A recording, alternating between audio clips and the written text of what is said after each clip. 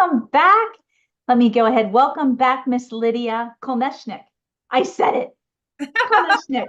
Practice makes perfect. No, it's kind of like stage fright or test anxiety. I say your name beautifully all the time, and then right when we get to do our podcast, I screw it up. So I didn't think about it this time. There you go. I didn't think about it.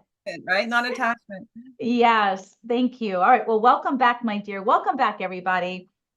New year, and we are here to do, this is part 6, the Divinity of Horses series. Part 6, we've done 5. And today's topic is moving beyond mindset, how to align ourselves with horses and why that's so important. We're also going to dive in deep. All right, so I'm going to give you guys, for those of you that did not get the promotional piece, which gave you a little intro about what this podcast is all about, I'm going to read it. It's real short and sweet, and then we'll dive in, my dear. Okay, awesome. Okay, I already said welcome back, Lady Apona, aka Lidia Kuleshnyk, in the Divinity of Horses series. In this podcast, Lidia and I will talk about how horses, well, specifically Lidia on this subject, we'll talk about how horses lead us into expanded consciousness, helping us connect with our essence, our spirit, so we can trust the flow of the universe. I love that. I love the flow. That's part of my method. She will also talk about accessing our intuition, our inherent self-worth and inner power, all of which operates at a higher level of frequency than the intellect or the mind. And I want to dive in deep about that, not to jump around, because y'all know I can go on I can just talk forever and go down all these rabbit holes. But I want to talk about Dr. David Hawkins, one of my favorite authors, The Map of Consciousness, just a little bit today. And this is something that I discuss at whatever depth or detail my students want to in my spirituality of horsemanship workshops. And so we're talking about consciousness, and I want to touch on this because a lot of people think we can read about consciousness. You know, we can be real cerebral and cognitive, and I've been there, and I've got a massive library for the last 30 some years, books that I still, I'll reread. Because as the saying goes, when the student is ready, the teacher will appear. And, I can reread a book off and on for 10 years and learn something new, even though I read that before. So I wanted to bring that up about the map of consciousness, because we're trying to move beyond mindset. And a lot of people like myself, and I started out this way in my late teens, early 20s, reading as many self-help improvement. Deepak Chopra was one of the first. I loved his self, the psychology and the kind of want to say personal awareness books. And also wasn't too far along. I mean, David Hawkins has been around. Holy cow. Are you familiar with Dr. Hawkins' work, Map of Consciousness? I'll just Power versus Force. Specifically, but I know of it. Yeah, I've been following his work for, like I said, about 20 years. So where I'm headed with that is, it seems, in my personal experience, you have to read to become enlightened. I think you can experience things to enlighten you, but also reading is enlightening and gives you a support system, of like mind, something you can connect to. But that'll only take you so far. It's like until we start to really experience what that particular book or author or master is talking about, our perception, and I'm speaking from personal experience as well as working with my students before they come and actually do the in-person work with me and horses. It's like cerebrally, we can understand what something might be or might feel like, but that's our perception. And like art, it's very subjective. You and I can read the same thing, hear the same thing, and come away with 2 different perceptions. But when we experience it, which is also uniquely ours as well, it takes it to a whole nother level of understanding. And that's where you and I are going to go in this podcast today. Is we'll outline, the cerebral aspects of higher consciousness and moving beyond mindset, But that's the whole thing. We're moving beyond the mind. And in order to do that, we must allow ourselves to feel. And that's where we get stuck. Well, yeah, just to make a comment about that now, I always like to say that, when you live something, you know it to be true. Mm, And so the combination of having, beautifully for put. example, read something and have a passionate interest in something in a book, and then you live it, there's nothing that can take away the reality and the truth of your experience. That experience. Yes. And Yes. then it is phenomenal when you live what you've been studying. And that's another layer of Yeah. knowing it to be true, because not only when you live something do you know it to be true for yourself, but then you've also been you validated the theory by your own experience. And then that gets you to the next level of a type of inner knowing and confidence in the flow of your expanded consciousness. But I just Oh, want that part. beautiful. Perfectly put. Perfect. You're so eloquent. Perfectly put. I couldn't agree more. And just to add to that, it's, for those of us that want to continue to experience, higher levels of consciousness, it becomes a practice. It must become a practice because it's kind of like, the word luck. When something happens one time, it's luck. Second time, it's luck. Three times or more, you're creating a habit or a pattern of recognition in your body, whether it's mental or muscle memory. So yeah, that's very well put. Um, okay, awesome. So let me get in a little bit more. So you're going to be talking about accessing our intuition, our inherent self-worth and inner power, all of which operates at a higher level of frequency. And that's again where I'm going to talk about the map of consciousness, this frequency that's real. And we get to experience that in my spirituality workshops. Um, and so this higher level of frequency, then the intellect or the mind, and help us move beyond the mindset by aligning with the infinite energy of the universe. Again, I love how you and I just constantly overlap and intertwine with what we do, because that again brings me back to my workshops where we are learning how to access not just our intuitive nature, but energy within us. And we're learning it through the wisdom of the horse, with my horses that are allowed to come back to who they really are, live this way that is inherent and instinctive to their nature. And, to me, the horse, all animals, we're all nature, all mammals, everything is nature. We're all interconnected in so many ways, but I'm specifically talking about this energy connection that creates this alignment, creates this synchronicity, creates this flow within us. And it comes to this frequency, it's not only just through heart coherence with the horse, and something that we may not be able to tangibly feel until we experience it enough to say, oh my gosh, it's so easy to connect this way and feel this way. And what is that feeling when we connect with the horse's heart? But also the horses are so grounded, they're grounded to the earth's electrical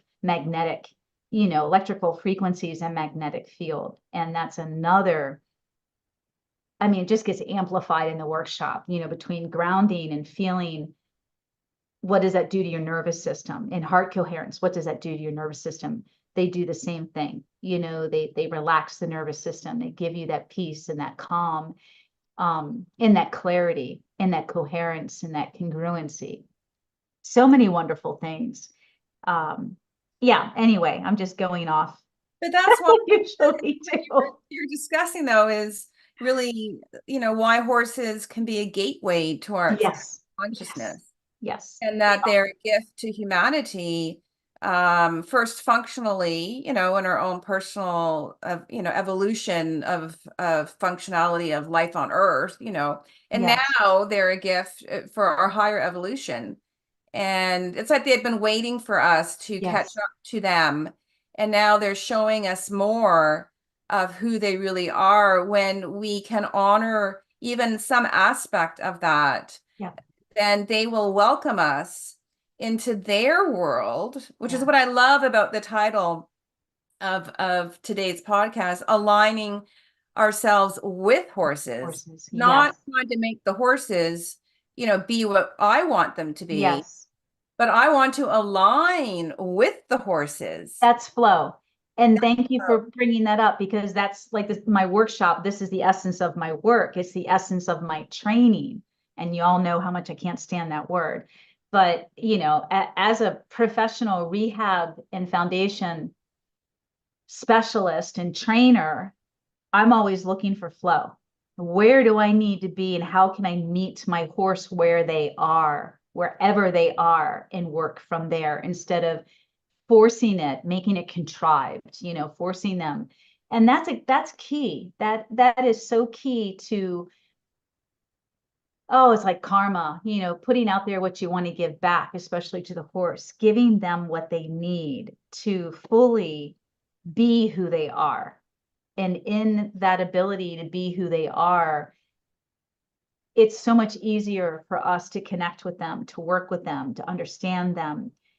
But we're going about it the wrong way, so and I know you and I come from two separate worlds, as far as I'm coming from the perspective of a professional horse trainer. So I'm looking at all the ugliness and disadvantages to the horse that's done to them, maybe not even intentionally, but there just needs to be a higher level of consciousness in our approach, in the way in which we interact and approach the horse when we do the work with the horse.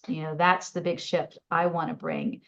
And you're coming at it, also in the same way, holistically, but offering people an opportunity to expand through the wisdom of the horse. I am too, but it's different a little bit. Well, I don't ride. I don't know anything about riding. So you're the expert on all of that.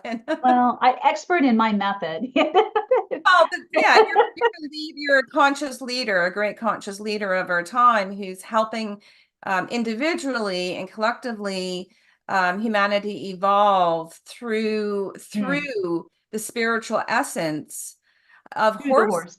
Let the horse show us. horses, and every horse that comes into our life is a gift for Yes. us to expand and grow, because Yes. no horse is the same, no two humans are the same. There are overlying aspects that are similar, but every horse that comes into my life, I just start with, in macrobiotic theory, it's called beginner's mind. Yes. And I just approach the horse just without, like, as an empty vessel, Yeah.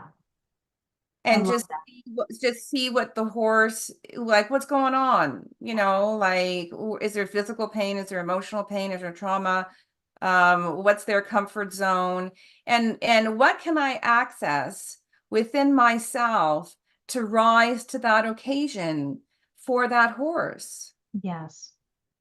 How do you, in your coaching, share with us a little bit, Lydia, what you can offer and do, which is expansive? I don't know how many in our audience has been to your beautiful website, and you're now, an author. And, tell us a little bit, and yeah, go in and talk to us. And you offer so much. I want you to repeat it again. Let the audience know what you have. Well, I brought together my 30 years of my experience and passion and expertise and wisdom into 4 pathways to help you reclaim your sovereignty, so you can heal, grow, and evolve in your own time and in your own way. With the 4 pathways, the 4 services I've offered for the last 30 years. So I started You're off. living proof of this. Not only your hundreds, thousands of students, but you have healed your body.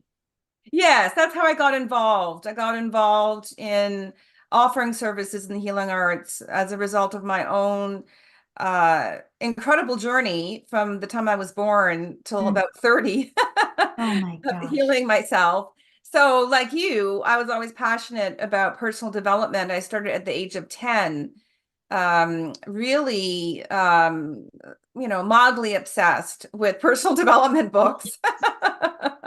You and I are so much alike. Yes.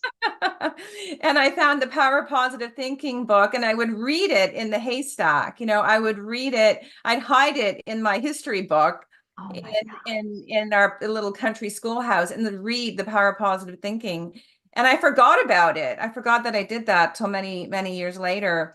And I love healing and growing and evolving. I love the feeling of it. I love what it gives me. Yes. Greater and greater inner security, a Yes. greater freedom, release Yes. of fear, being able Yes. to know that I can trust myself and that I can navigate through uncertainty. So And these are trust all, your intuition. It brings yes, you to yes, higher intuition, yes. totally, which is about trusting yourself, the universe, and others. We make better choices because of that. Well, yeah, and life actually becomes easier It's a when you compass. trust Yes. intuition and live in a flow state. And Hmm. so we started with mindset, and I still use mindset, principles and tools like Yes. visualizing and Yes. affirmations and mantras and making lists. Mindset helps you get focused, Yeah. and mindset can help you get grounded. So it's a good foundation. But then if we move beyond mindset into accessing and trusting our intuition and living in a flow state of that infinite universal energy, we're always supported. And then it's easier to ignite insight. It's easier to expand awareness. It's easier to align vision and take those aligned actions in the knowing that you have yourself and you will always be able to navigate any circumstance. Hmm. And this is the gift of reclaiming sovereignty, of living a centered, connected, and conscious That life. is huge. And so the people in our lives, we can love more fully, we can love more freely, and same with our horses and animals, because I don't fear, well, what will Attachment. I do without them? Like what will, like you don't become controlling of oneself or of others. You allow them the sacred space, and then you unite in that sacred space for a greater exponential blossoming together. Yes. And that's true Yes. with your horse. That's true in our, human relationships. Yep. Absolutely. And to be the observer, we're observing without attachment. You But if, know, yeah, if we have fear, it's hard to do that. it totally, and it goes back talking about mindset. It's all about mindset. It's like, one of my favorite authors, and he wrote about the Tao, and he became a Taoist, is the late Dr. Wayne Dyer. And one of his famous quotes is, change the way you look at things, and the things you look at change. And that's the choice. That's the only thing that we can control in this world is our choice. What we choose to feel and think about, because we can't change anything else, we can't control anything else. But that, I mean, kind of summarizing what you just said, which is huge and profound, is we can make those choices, but so many of us don't believe that we can. We're so controlled by our thoughts and our emotions, and we feel trapped and victimized, that we can't change any of this. And again, that comes back to consciousness, and where are the tools that help us? And that's what you and I are going to share, the tools that help us evolve to this place of true inner freedom and peace and clarity and coherence and congruence and alignment and flow. And even, nothing's perfect. Everything is about progress. So even when we have a bad day or things don't always go well, we have those tools. We have the tools to help us. Often for me, and these are the conversations I have with my students, I have a real life. Shit happens all the time. I don't avoid it. It's how you deal with it. It's how you navigate it. And so, where are those tools for all of us to say, hey, this is a crappy day, it's a crappy month, it's a crappy year. Where do we find a way to rise above that wave that feels like it's going to come over us and drown us? How do we get to that place where we can ride the turbulence instead of feeling like we're drowning in that turbulence? I personally been there, and that was something that I worked on, my gosh, began to work about 30 years ago. Yeah, really, see, I'm 55. So yeah, And it was prompted by a series, probably many years and Carl Jung did the Jungian theory on dream analysis and water and the emotion of water. And he was the first, what was he, a psychiatrist? I forget what level he was, but he was the first to talk about the chakra system in his therapy with his clients. And water, was huge. And I was having all these dreams about water. And, and I never understood it. I did read a couple of dream analysis books. There wasn't that much out there. And that's when I first started studying Carl Jung, that's how I found out about his theory.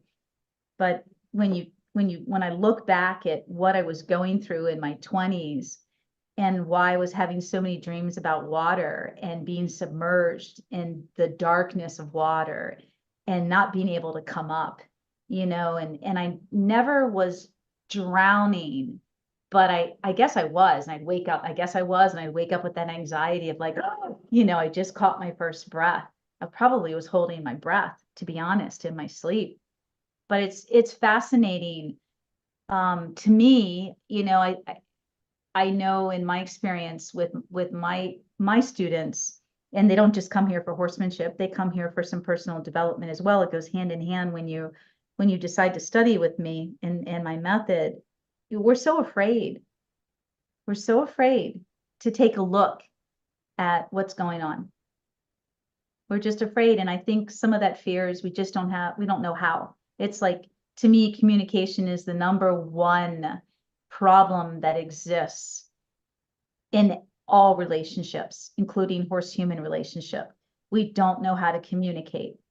We don't know how to communicate. Well, with ourselves too, like over the years, one of the number one aspects of what you're talking about that clients have said to me when they're on a path of healing and personal transformation, they get to a point and they say, I'm afraid of what I'm going to find if I keep going. Yes. If I go deeper. And then, of course, that's their own unique journey. But then I say, there's nothing that you will find that hasn't been experienced by someone else on the planet.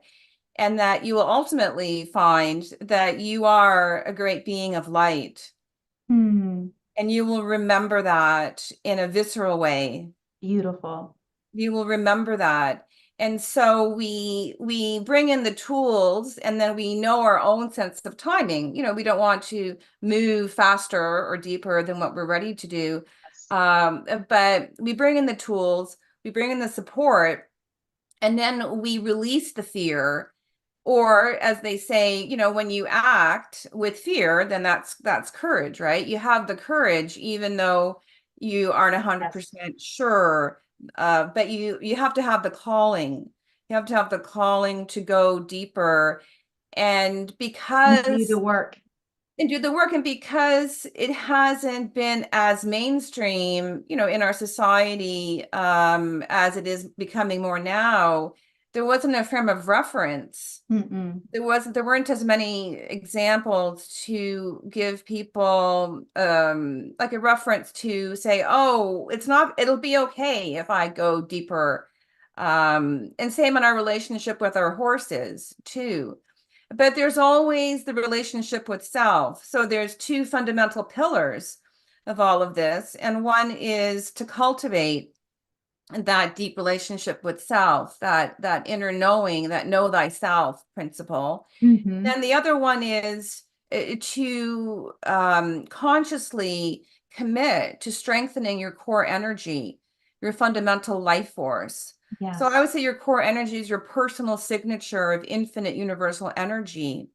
And as we honor ourselves and recognize the importance of continually resting, rejuvenating, regenerating, expanding, strengthening, cleansing, clearing, of strengthening our fundamental life force, then everything else is easier because you become that strong trunk of the tree, right? You become strong within yourself, and the feelings of insecurity become less and less because viscerally, vibrationally, you become secure.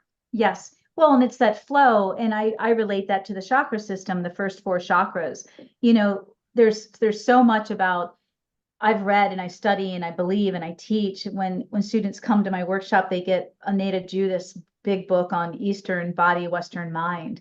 And I call it the Bible of emotional message and the meaning behind your emotions. And she relates all of it to the chakra system. So I'm a believer, in trapped emotions. And so we're just talking about healing and we've got to release, we hang on, our body is tight somatically, viscerally, we're holding on to so much pain and fear and negative experiences, and that becomes trapped in our body and it gets trapped in our chakra system. So, here's this whole cycle of flow.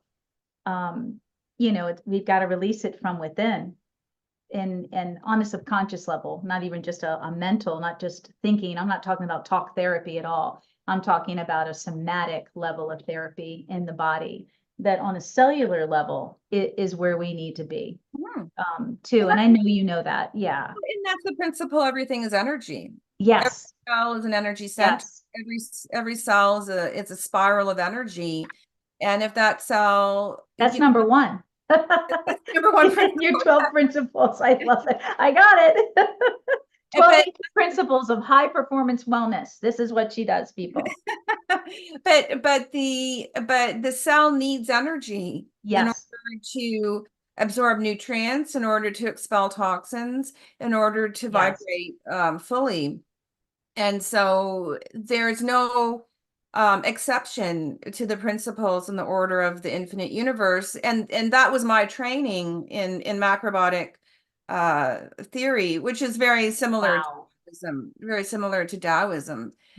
And so what I ended up doing was referring back to my master's teachings and in the macrobiotic masters, there was many, and they had principles in the order of the infinite universe.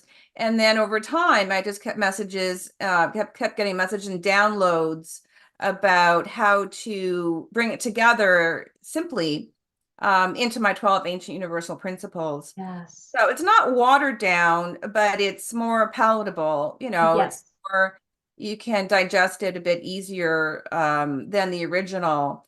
But when I was young, I still have a wall chart of the symbols of the Tao Ching, right? Like I've always loved it. I've always been fascinated. Wow. And Oh, I got chills. I Oh, look at it all the time, and wow. you have to be interested, right? You have to be Yeah. interested in it and then find support along the way. Yes. And when horses come into our lives, they are Taoist masters. I mean, they Yes. are high spiritual beings. Every single horse, Yes. every single Yes. horse has a teaching, has a gift, and they have such high mastery that they are able to cloak themselves sometimes. But when they decide, that we've talked about it before, when they decide that you are ready Yeah. to experience them fully, then they sort of unleash, like they welcome you in to their divine world, and it is magnificent. Yes, it is. Yes, it is. Yes, it is. Um, Give us an experience, gosh, of when you're working with the horses in this way that we're talking about, when they've welcomed you. I love looking at your posts and how happy your horses are and the things that you show, the little video or a picture is like, pictures, is 1,000 words. Like you capture that moment. And when the horses are standing with you, and I've commented on this, it's so obvious how present you are and they are fully with you. There's a difference when we're standing with a horse and the horse is somewhere else and we're somewhere else. And how many of us can see a picture of of a horse and a human when they are fully together, you know, in this. It's hard to put words around it. You know, I can see it. Oh, I And thank you. I just, whoever's around,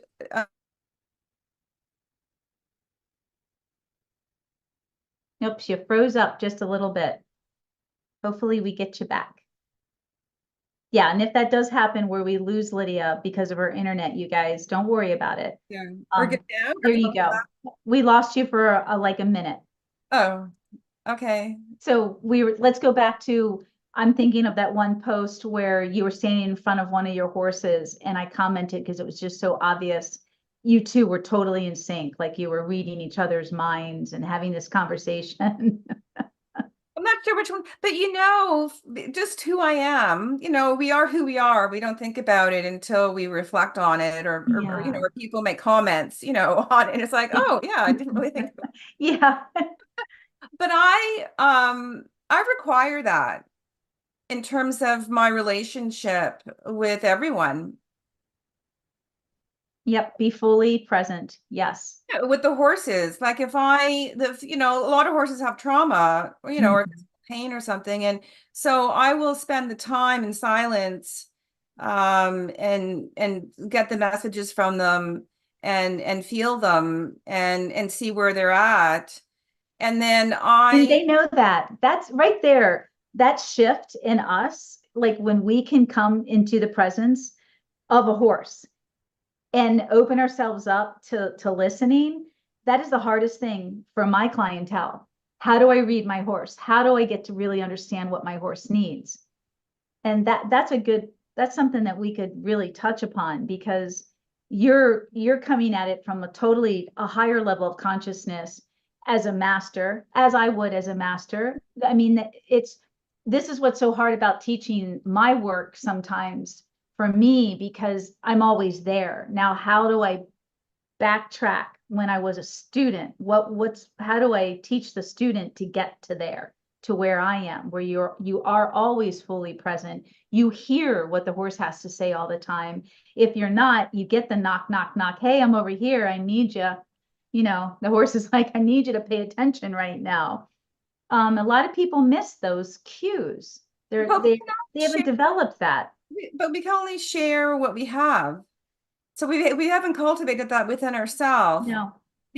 Then we come forward in life with everything we do from where we're at. And it's not that it's wrong. It's just if you have a yearning to, let's say, have a deeper relationship with your horse and you don't have a deeper relationship with yourself, Yes. and you can learn steps and, you're a magnificent teacher and you can teach that. Yes, but it's hard. So that's where people get stuck. Yeah, have to do a They little bit don't want, inner so this is a great point. I'm setting this up on purpose. It's a great point. So in my workshop last month, right? In February, beginning of this month. Oh my gosh. In my workshop, 95%, let's say the majority of the students could not be still, could not get quiet. They cannot get quiet. If you can't get quiet, and we did a lot of meditation, in the 2 days to bring us to a tuning fork, to be able to see how we resonated. The horses are, our model, our barometer of that. And the horses were magnificent. So the pictures that we have tell, so many beautiful stories. The horses were so present, but it was really hard to get the student there. And some of the students didn't want to go there. Some of them, it got too hard for them, and they would cry, which is beautiful. I say in these workshops, if I don't make you cry, I haven't done my work, because I want you to release. I want you to feel safe. I want you to be vulnerable. I want you to open up. You're in a sacred space here.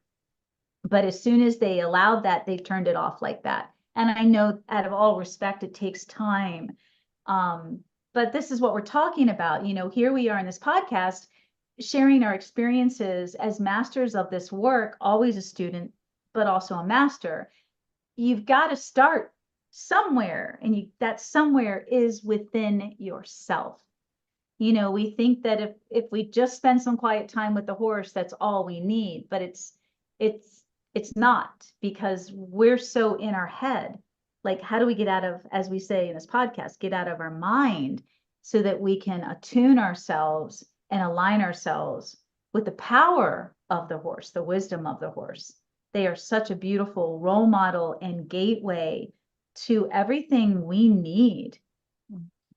But we've got to, and you and I know how to start you all out with these steps. People just have to find the courage to do that. Like you said, the courage, the fear, we all have fear. I have had a lot of fear. You got to find the courage or you're going to stay stuck there. I don't want to be stuck. I don't want to be stuck in that fear. Yearning. So your students are drawn to you because they want to go in that direction.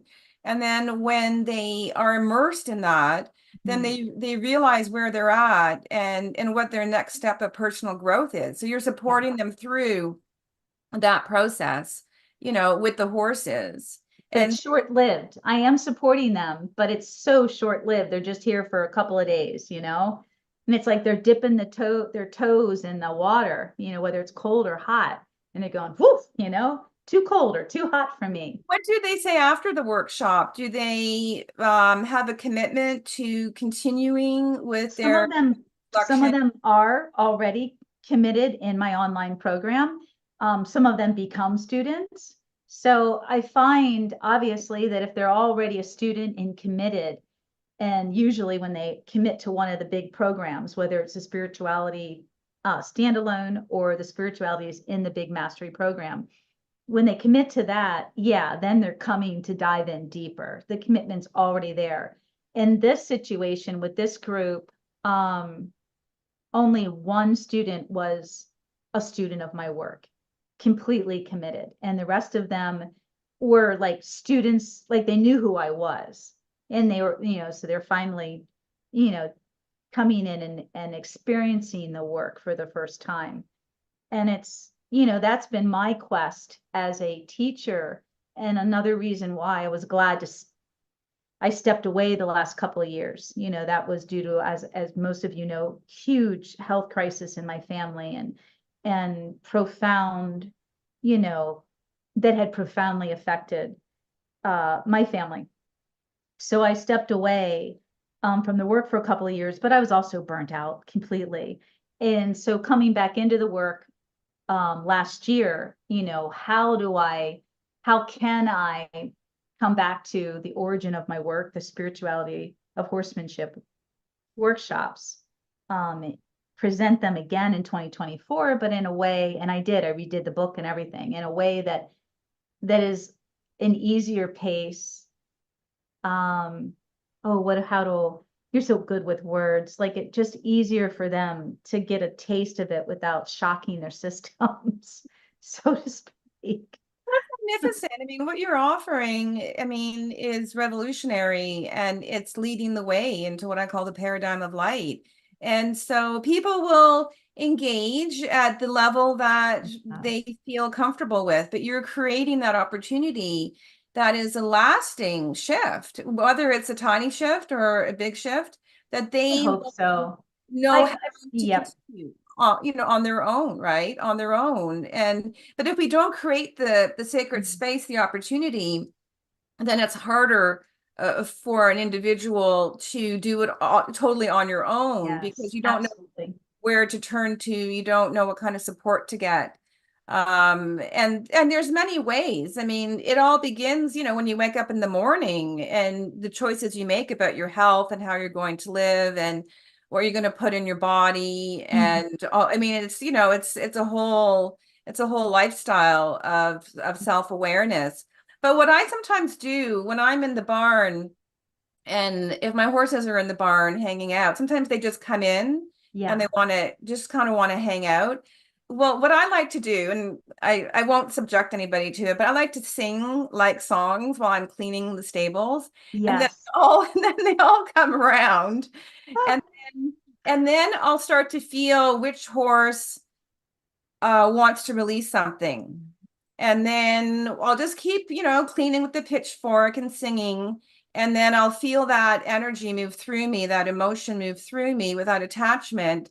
And then at the end of that sort of session, you might say, yes, I always remind my horses, just like we would our children or our friends or our family, that whoever harmed you, whatever happened to you, we don't have to hold on to it. We can Yes. start to release it. And I Yes. find that when I actually say that to the horses, when we're in that kind of happy flow state Yes. of cleaning, but you're actually doing work with the horses, and their response is very powerful. They'll start to sigh, they may lay down. And I Yes. said, it's okay. You're safe now. I'm never going to leave you, and I never will leave my horses. And you can start to let go. Yes, this is powerful. I recommend that anyone out there, all of us that have horses, to do this, to believe in this. I posted 3 short videos on YouTube last week of me working with my 3 thoroughbreds. And that was part of the work that I did not film. It was personal, but while we're working, we're also being together. And in the way that I teach working with your horse is to be attuned so that and allow, not so laser focused and linear, that you allow for these opportunities for them to obviously communicate how they feel, where they're at, what they need, and you make those breaks in your work sessions to accommodate always. If not, you stop there and you say, this is enough. You needed this from me. And let's take my young horse who's 6 in March, and I'm not riding him, nor would I be, for many reasons. But he's getting closer to, I say giving permission, but it's deeper than that.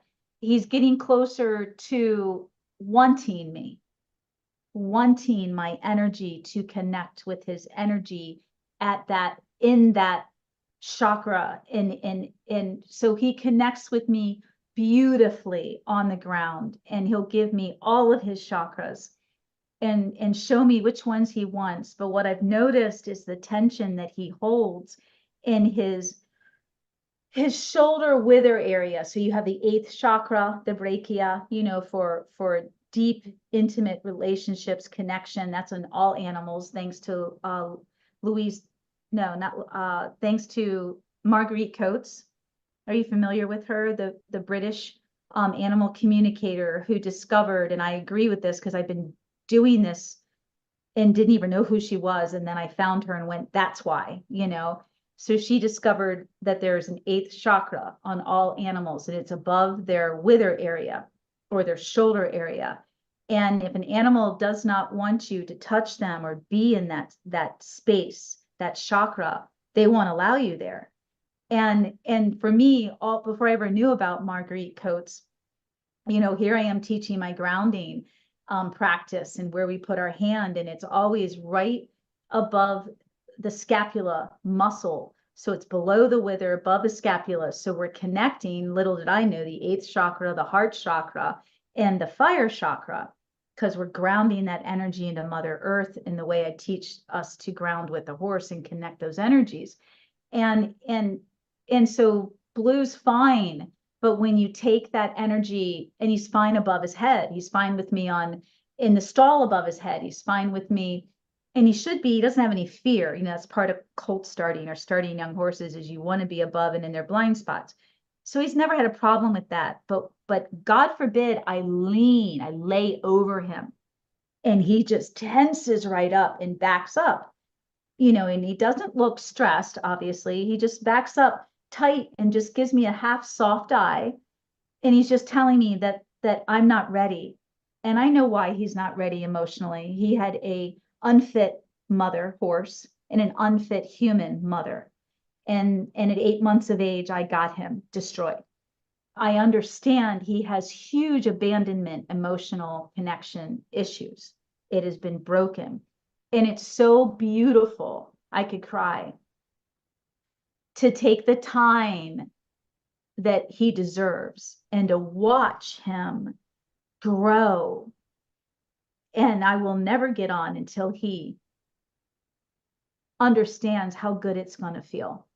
And part of that process of helping him is talking to him and also doing energy work, and helping him to release, and what you were explaining about your horses coming to you and offering themselves, to you for help, and they'll lay down.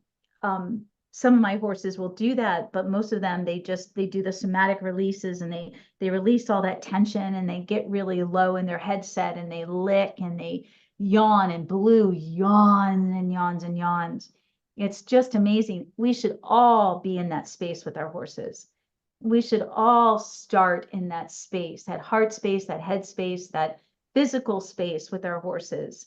Everything, and like you said, just feeding and mucking and taking care of them, we can do this every day. We can begin this way every day, and think how much easier it is when you want to train them or develop them, when you have this level of trust and intimacy and open two-way communication. It's just beautiful.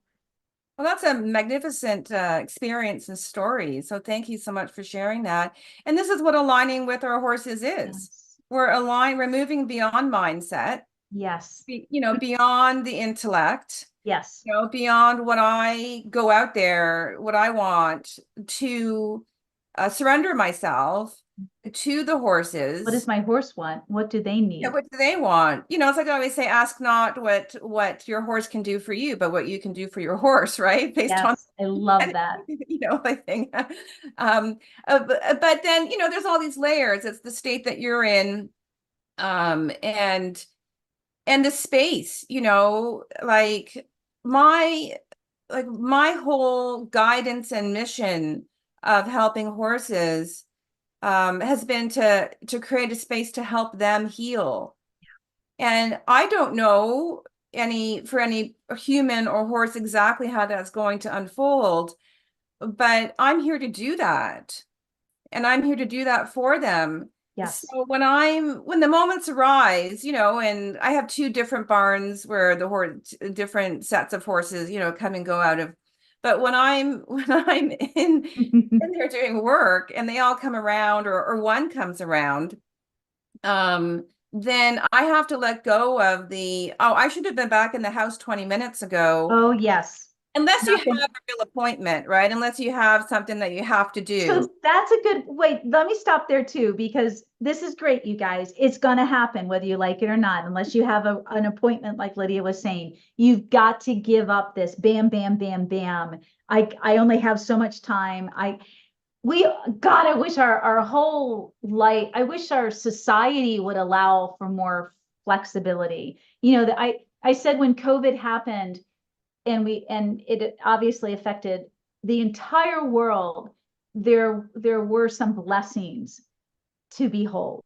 And one of them was, why do we have to drive to work? Look at 50% of the ozone is healthier without us all driving, and there were some things that it helped us slow down. It gave us an opportunity to look into our children's education.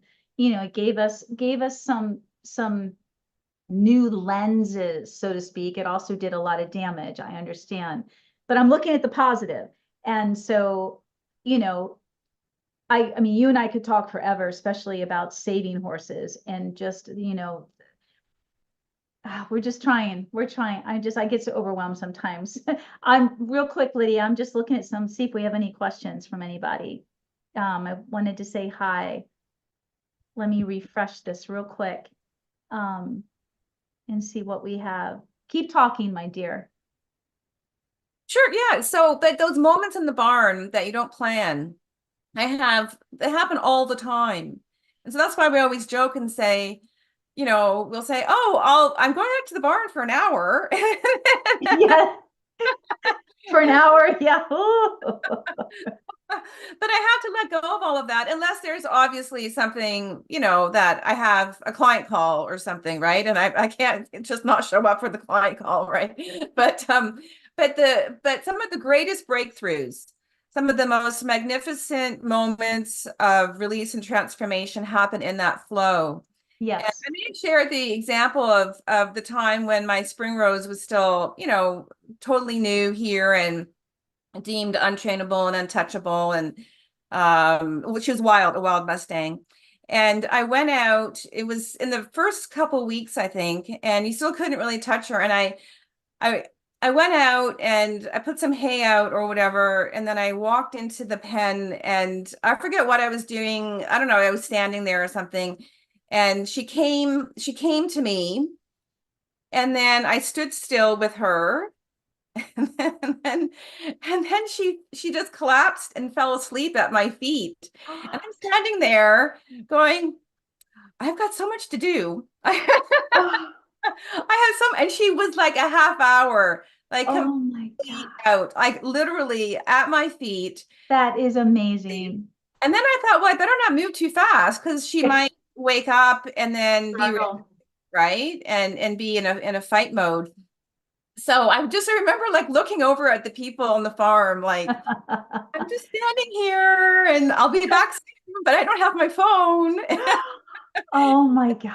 And I just stayed with her until she slowly came out of it.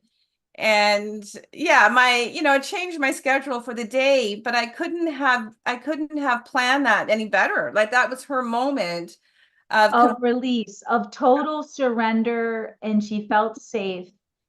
Wow. literally on my feet, like literally like on, and that happens all the time, like I have a horse that came a couple years ago who was a surrender, and they told me that oh, he hates all people and he hates all horses, and he's not going to be good at your place because you do equine therapy. And then the owner reached out to me and said, I really need help, right? Can Yeah.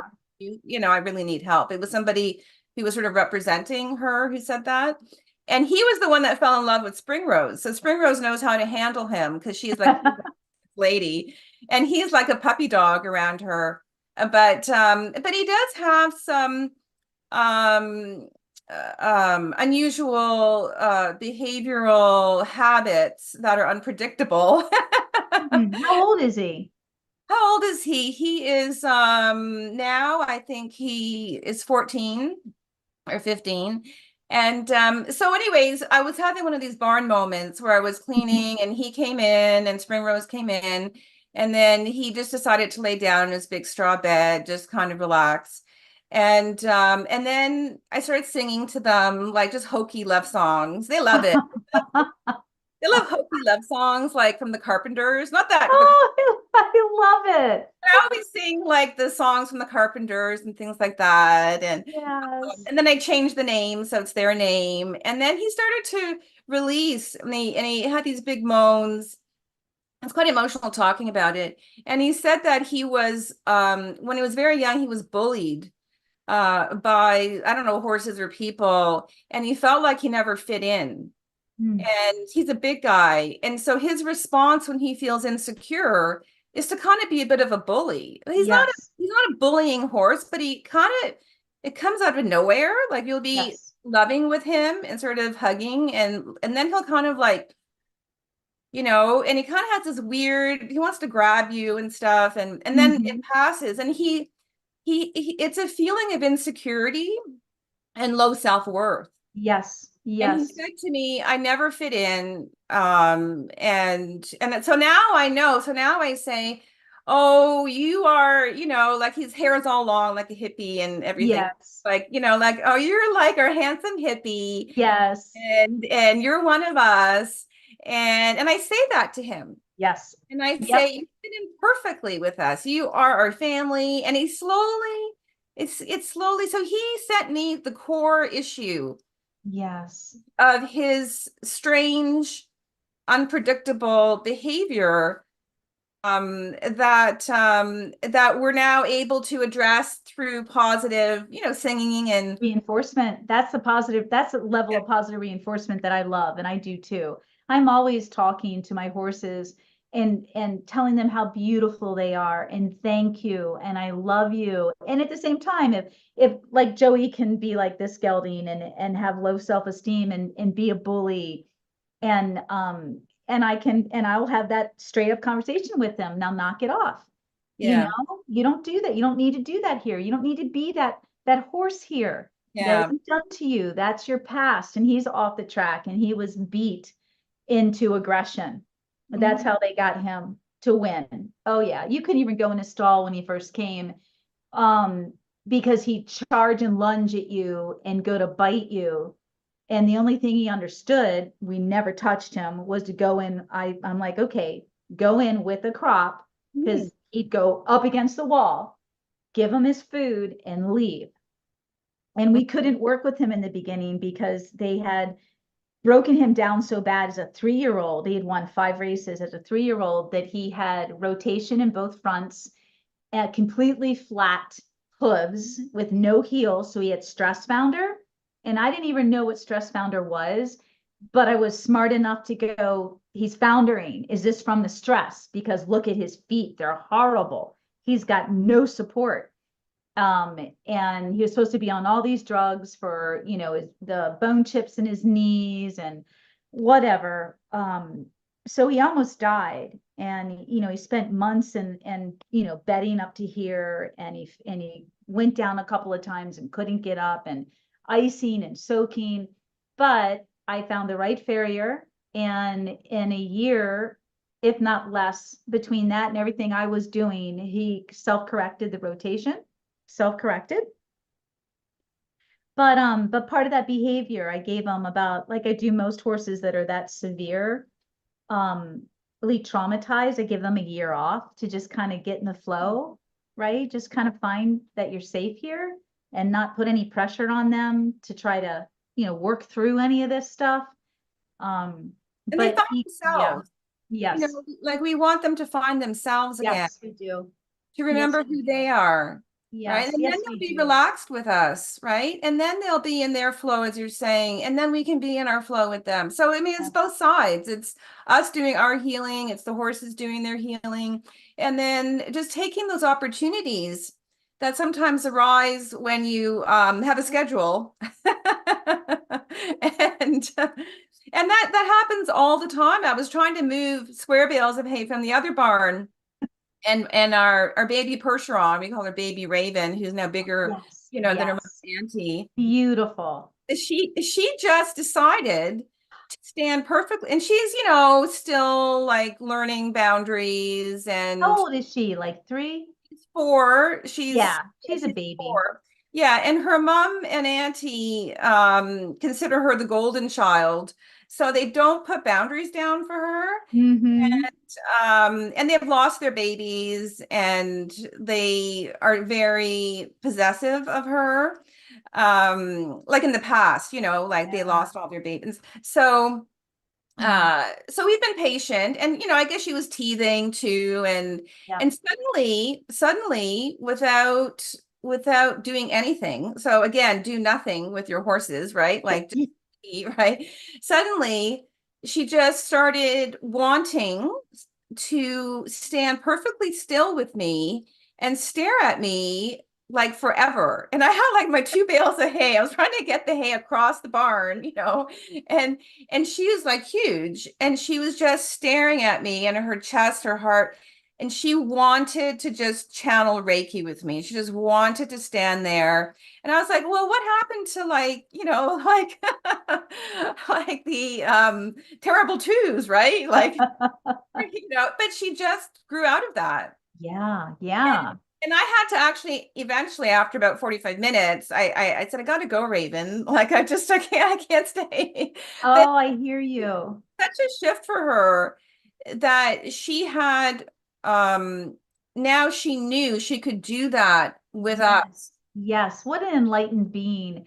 It's so beautiful how in just emotionally intelligent, just off the chain, conscious and self-aware horses are. And how many of us don't, like there's so many of us that intuitively feel this, but it's not validated until like people like you and I start talking about it and sharing our experiences, or Oh they get to yeah. experience it with us and our horses. But I mean, we've got to change. We have to make this change collectively for the horses. They are, I say this all the time. I think they're aliens. I think they were put here, to help us with our humanity. Their level of consciousness is beyond. And if you follow, we're not going to have time to get into Dr. Hawkins, which is fine, or his map of consciousness, we can the next time. But if you follow his map, and it's all measured through energy and frequencies. I mean, the science is behind all of this. You have to get the book. But if you follow his map, I mean, the horses are like God, Gandhi and God, pure consciousness, in peace. I mean, hello. Yeah. And maybe our domesticated horses obviously have a lot of trauma because of us. So it's hard I think that's where the level of raising the bar, raising the consciousness with equestrians.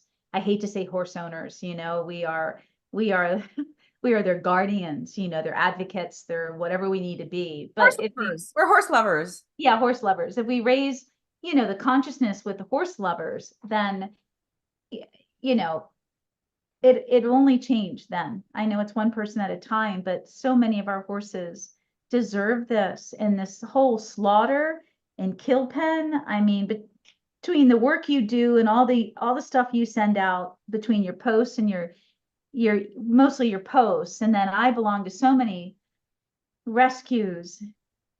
It's just heartbreaking to see the plight of our equines. Well, we're changing that. We Yeah. have a role to play. And I would say there was a time, there was a 300-year Inquisition, in Europe, where rural people and women were treated like horses are now.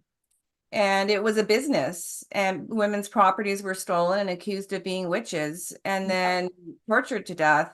Yeah. And the That's a whole good point. the whole excuse of saying, oh, well, it's a business. Like here in, what are we going to do? How are people going to survive financially?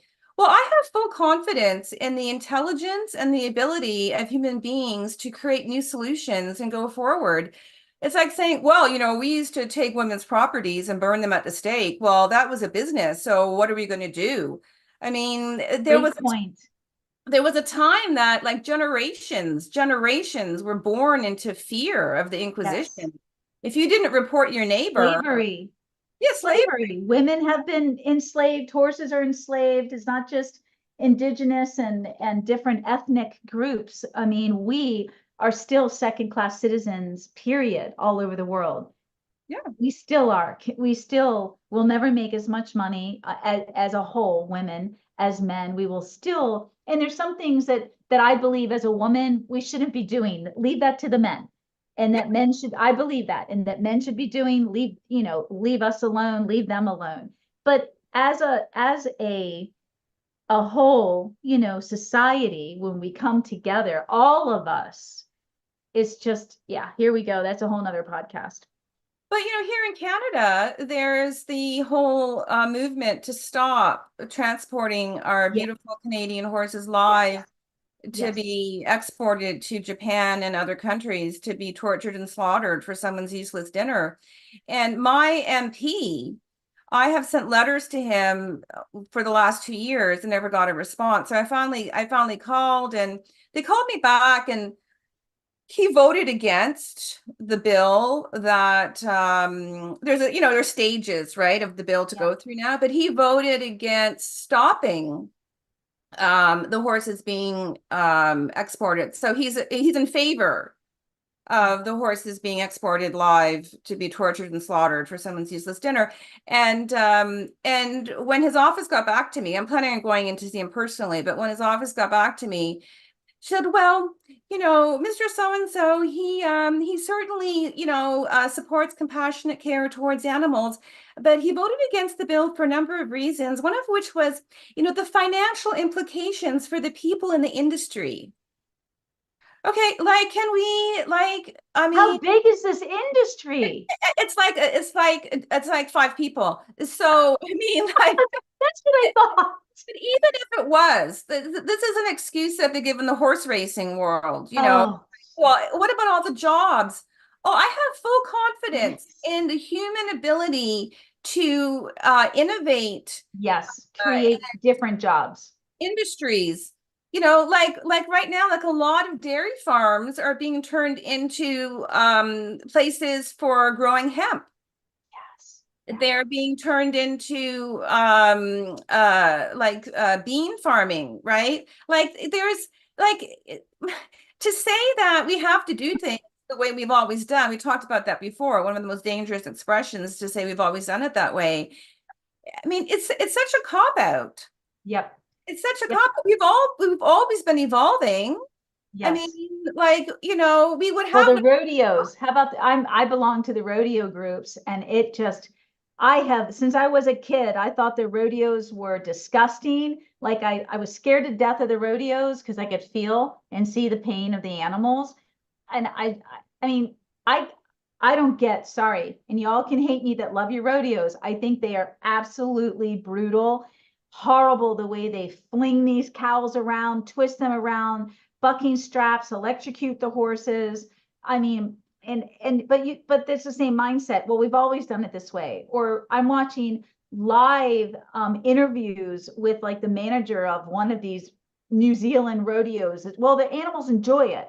They're fine with it. And the reporter knows damn well, really? So when their tongues are hanging out and there's saliva everywhere, and here's a shot of their eyes just about bulging out of their head, and you've got a bucking strap on their privates, their genitals, they're loving it. I mean, some of these cows and these horses are laying down in the chute and they're zapping them and pulling the bucking straps to get a response out of them. And they're either smart or they're absolutely in their sympathetic nervous system where they've just shut down and completely, but some of them could be smart. I've seen so many of these, you guys, you'd see them just going, no, I'm not moving. You can't make me move. I know what's going to happen. And then there's these idiots that get the broncs and retrain them. Put just they know how to be ridden. They're fine. It's only the bucking strap that makes them buck. And the horses is tight. You could bounce a penny off of them. And I'm thinking, who the F are you kidding here? And if you're dumb enough to buy a horse, sorry, then you deserve whatever happens to you. To not consider the amount of trauma that animal has been through. They're just waiting to explode. There's no way you can tell me that horse is right. It's I about, just, yeah, it's oh, about, I find in my experience with a new horse coming here, whatever their background is, it's about 2 years. It's about 2 years, depending on the depth of the trauma. unwind, unpack, unwind. It's about 2 years to just continually tell them you love them, to They really feel safe. to do healing, energy healing with them, to let them have some temper tantrums, or to let them have moments of past behavior. And then when horses go through that, of course sometimes you have to say no, like you can't try and bite me, okay? Yes. Like I'm like, please don't do that. Yes. but then I always say, but I love you anyways. No, yeah. The unconditional love. I love you. Absolutely. And I say that right to them. I say, I love you just the way you are. You are perfect the way you are right now. And I will continue to love you no matter what your behavior is. Like for that releasing to happen. Like I don't condone dangerous behavior, obviously. No, I know that. I hope everybody else does too. Yeah, we have our boundaries. We have to be safe, but there's a way in which you can do it too. I can be very firm with a horse that's being triggered in a loving way at the same time, and that's, yep, just say, hey, come on, yep, take it over there, snap out of it. You're okay. You're going to have to figure out you don't need to react all the time like that. And talking to them is so important. And I think those are two of the things in the horse industry when it comes to training that people aren't being taught. Everyone's being taught, don't look a horse in the eye. Don't ever look them in the eye. Really? And oh yeah, it's big time. Big time. I always look my horses in the eye. I didn't know that. Well, exactly. The eyes are the windows to the soul. How are you going to learn to read them, connect with them? It's always begins with the eye. Yep. No.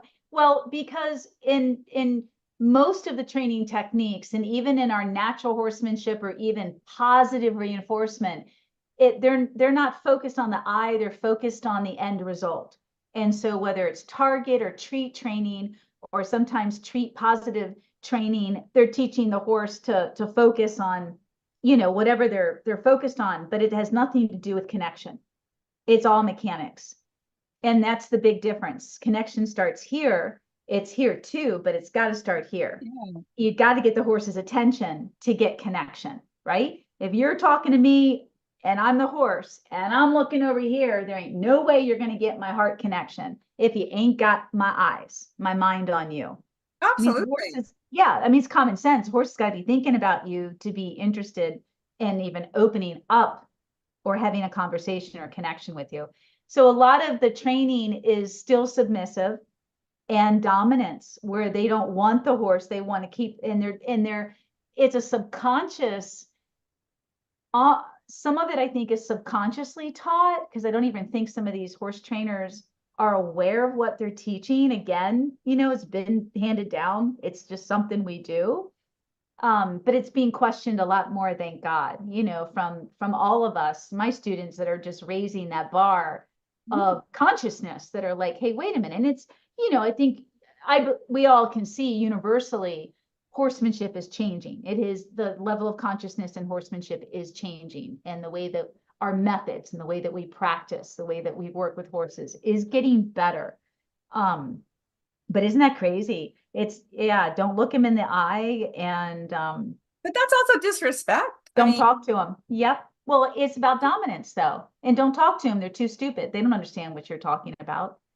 You see, That's this the other. this is where your work is so important, to be one with your horse through understanding that they are equals. Mm-hmm. Oh, if not, yeah, if not teachers, they're always But teachers. minimal. I mean, like, Yeah, like, minimal, they're equals. Yes. yeah, I mean, to have Yep. reverence for them as the divine beings that they Yes. are. But if you're coming from that old school, old paradigm, do not look at them, as a piece of Well, grass. look at Pirelli horsemanship and Clinton Anderson, who was a graduate of Pirelli and then stole Pirelli's games and created his own, empire. Both of them are all about disengaging the hindquarter. And you'll see a lot of diluted methods, professional trainers going off on their own, but taking from the natural horsemanship of Pirelli and Clinton Anderson, and they're still teaching all of this. Buck Brannaman's one of them. I went to a Buck Brannaman clinic in January, and I'm putting the names out there because I'm sick of this shit.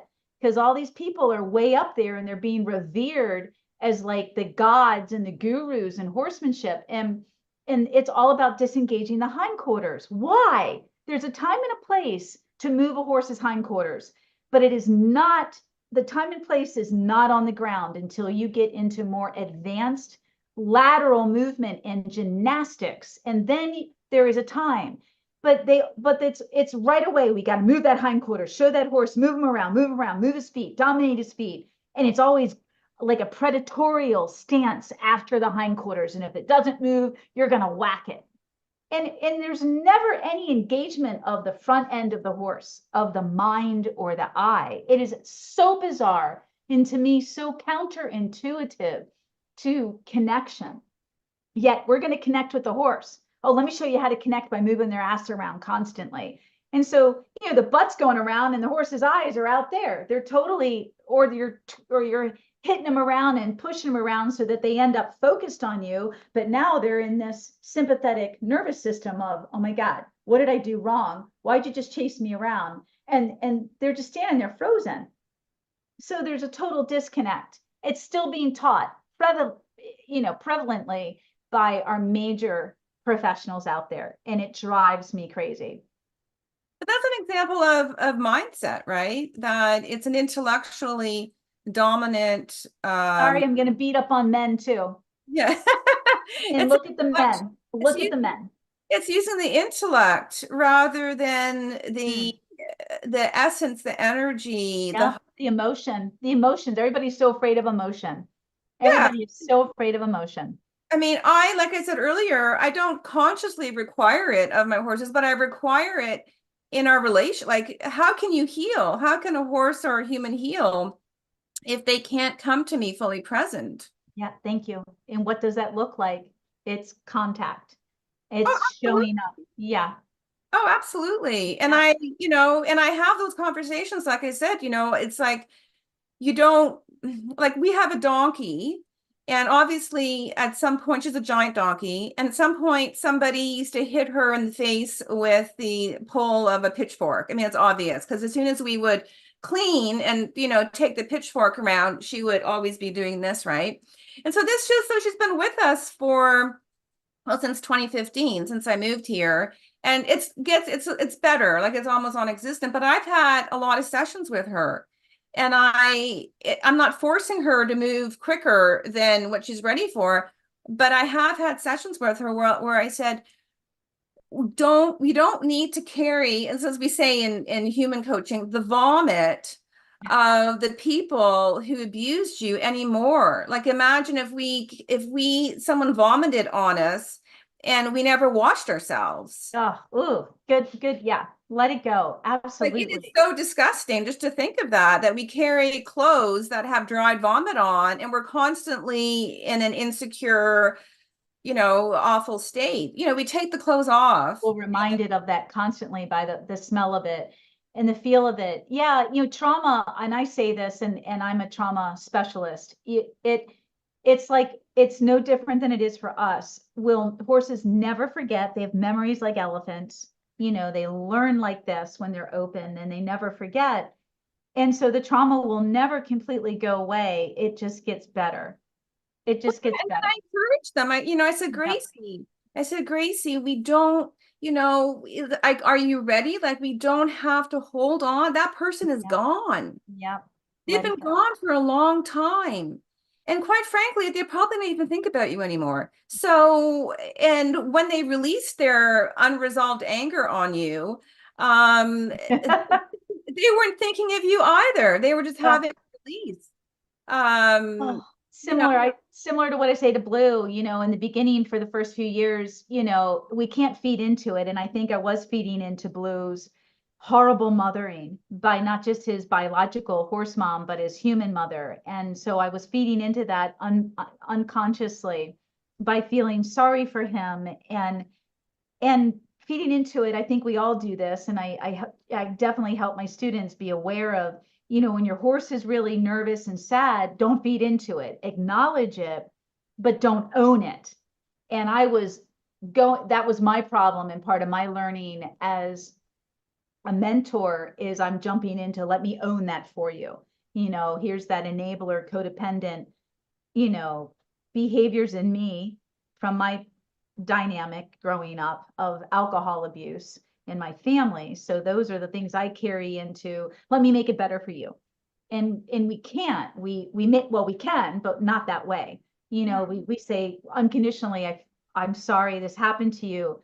And this is what you can do to make it better. When you're ready, you'll choose to take those steps when you're ready, but this is how we make it better, and we have to. We all want to keep moving forward. It's a time on the planet. It's a paradigm shift. And so, a year or two ago, I felt Gracie was ready and she hadn't been flinching, very much. And I've been doing some work with her. And I went over when I was cleaning and I put the stick of the pitchfork and I massaged her. Yes. And she just, like a different experience, gave her a good experience with it. And I said, it's over, Gracie. Yes, that's part of what I do too. It's part of the healing. Just move forward now. I mean, we've had, and not that I'm, like I said, trying to determine the length of time to heal, but no. but let's move forward, and it's over. Yeah. And they need to be reminded of that too, right? We do too. That's a beautiful thing for us too. We can really get stuck. That's beautiful. Yeah, and so that's part of the moving beyond mindset, right? With aligning with our horses, is that, as I was saying, every horse is an opportunity for us to access a gift within ourselves that we can share with them to help them move forward and be, more whole and then shine their light. Because I would love every horse. I mean, look at the magnetic field of a horse's heart. If every horse on the planet was honored as a high spiritual being, the planet would be healed. Holy cow. could shine their light as pillars of light all the time, the frequency of the planet would raise beyond our own ability, and in a collective pool of light, Yes. everyone would benefit. It's India, isn't it, where the cows are sacred? I think so. I don't know much Okay. about that, but Well, we should have horses sacred, at least, yes. Canada, United States, we should have horses as sacred. Let them roam. Oh my gosh. Mm-hmm. And there, people say, well, what are you going to do with all the horses if they don't go to slaughter? Excuse me, we have a ton of land. We have a ton of compassionate people. We have a ton of people who We'll would figure love it to out. have a homestead with horses on it and take care of them. And I was downloaded something called the Equine Land Trusts about creating that. I don't have a specific detailed plan, but something Oh, like Habitat for Humanity, but yes. but to do that for people who want to be on like a homestead with horses. We have everything to create forever sanctuaries, forever homes for horses. It's just the old mindset. Yeah. Well, what's going to happen to all the jobs, in the horse racing? Well, there'll be new jobs. There are going to be new experiences. Oh, I love it. We're beating up on the men. It's all good though. But everybody involved, right? Yeah. Everybody involved. Yes. It's, and Yes. that's why we're talking about expanding consciousness, that new possibilities. Yes. There are new ways of being, and let's Mm. just consider them. Ah, all right. Thank you. How do we want to exit out of this, my dear? I know. It's like I actually have to go work with a couple of horses. I'm like, holy cow. I hate being delivered right now. Not hey, I have a No, tractor. I have a I tractor. had that earlier. And that's the problem is there's no time limit. My time could be a half an hour and it could be 3 hours. It's crazy. Oh, bless you. Phenomenal being on your show again, Caroline. And I'm so grateful for everything that you do and who you are, Right back at you. and for all Right of back us to at come together you. and, Yes. and not be quiet about our love of horses as spiritual beings. Yes, I correct. Yep. honor I honor horses as divine spiritual beings, and I want everyone to know that. Yep. Me too. Everybody. Yep. That's why we're here together. Yeah, Absolutely. and Let's and keep let's building and this. let's talk about that. Let's talk Yes. about that with the people in our world. And if people attack us, and I've mentioned before on your show, people aren't always receptive to that. When I say that, who cares? You have no attachment. Nope. This is who I am, and this is my belief, and this is my lifestyle, and this is my mission. And we want to focus on our community that feels and believes in the same thing. Just keep that positive out there. Yeah, Let the and negative we don't naysayers, we don't whatever. hide. We don't need to hide No. our love of horses in that way just to fit in. Well, God knows I don't. Y'all know who I am. I'm a straight shooter. If anything, you got to keep my mouth shut. I have no problem speaking my Caroline. mind. Oh my God. Okay.